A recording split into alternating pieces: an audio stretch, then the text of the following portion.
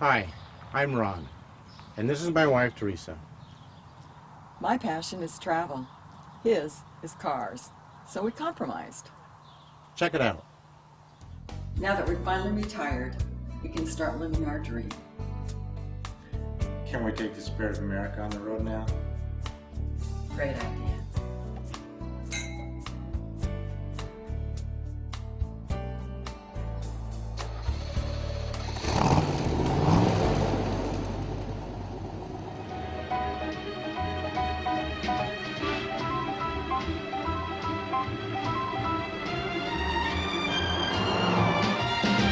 Join us along Route 66 and meet some interesting people living their American dream. Cyrus Avery's passion and his American dream was to connect the country with a single paved highway. Starting in Chicago, Illinois, Highway 66 stretched almost 2,000 miles west, ending in Santa Monica, California. It was declared Route 66 in December 1926. People traveled west, and it grew and prospered for many, many years. It looked like the American dream was finally starting to take hold, but for how long? Freeways came along and bypassed Route 66. The freeways sealed the fate of many towns and businesses. People lost their American dream as places closed down across the country. The end of an era, or was it? A small-town barber, Angel Delgadillo, was not going to let it die quite so easily.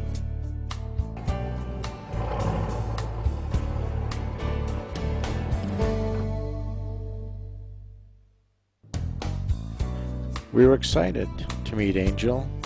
But after we went inside, we were told the tour bus from another country was outside gathering around our car. So we came out, there they were. We couldn't understand each other, but we communicated just fine. And after a few pictures and some smiles, everybody was happy, and we were able to go back inside. So, Angel, we've heard a lot about you, and we're really happy to meet you. I'm Teresa. Teresa, I'm Yes. so happy to meet you. And I'm Ron. Ron, so pleased that you're here. I'm so happy that you're doing this documentary. You said you know a lot about the history of Route 66, and we've heard that from other people. Can you just tell us a little bit about it? I was born here in Seligman 80 years ago on Old Route 66, one block south. This is a new alignment. They moved it here, rerouted it in 1933.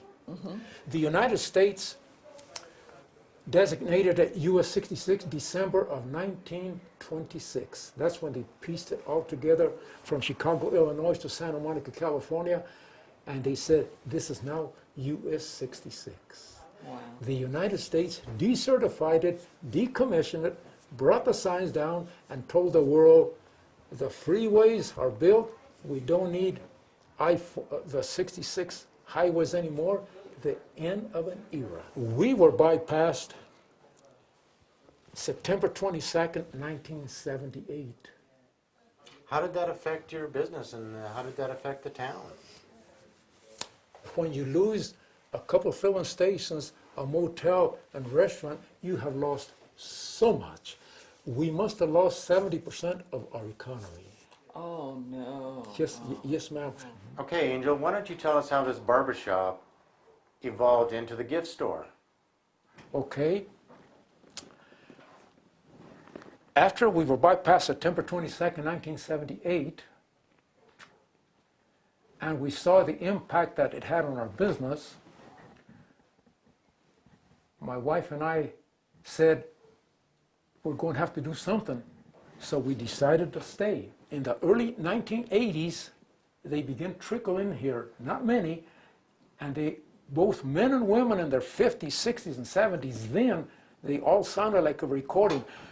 When my parents went to California, this has got to be the highway that they used when I was a little boy or a little girl. They all sounded like a recording. So I began to listen to what they were saying. Hey, through Route 66, perhaps we can get the economy back. So I took, to be truthful, I took my thoughts, and I was president of Chamber of Commerce then, to the chamber and talked about it for half a dozen years, but we always had something better, how we were going to bring the economy back. I finally told the chamber, if you don't like my idea, I'll call a meeting myself. But I literally came out of that meeting and called a meeting myself for February the 18th, 1987. We formed the Historic Route 66 Association of Arizona.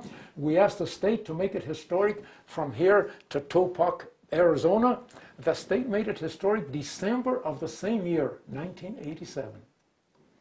And we started to sell Route 66 calves. It said Route 66 here. And one day I'm sitting here cutting hair. Back then I was cutting hair every 7 days a week. A wholesaler comes in.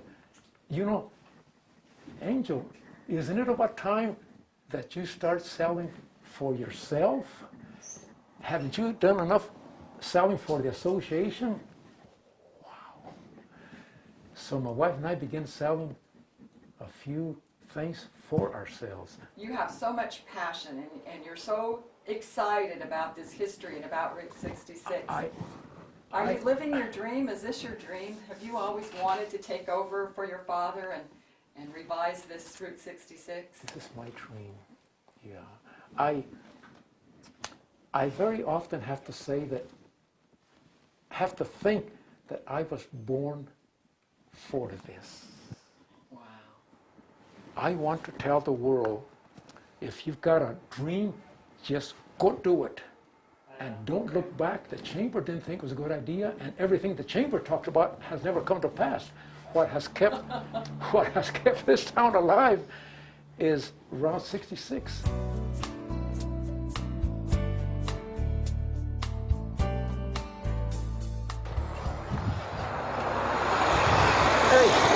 Hey, wow! What a wreck, man! Well, this is my dream. It's beautiful. Gee, thanks, Ron. You look good in there. Yeah, but the girls would give me a bad time, and some of the boys might give me a bad time. So maybe you just better keep it. Okay. What a beauty! Beautiful, beautiful. Well, I'm glad you like it. Oh, I love it. I love it. The spirit of America. That's our idea. Go, man, go. Thank you. Thank you very much. Drive careful and take care of our car. Okay, I will. You have a good one. You too, Ron. Thank you. I'll dream about it tonight.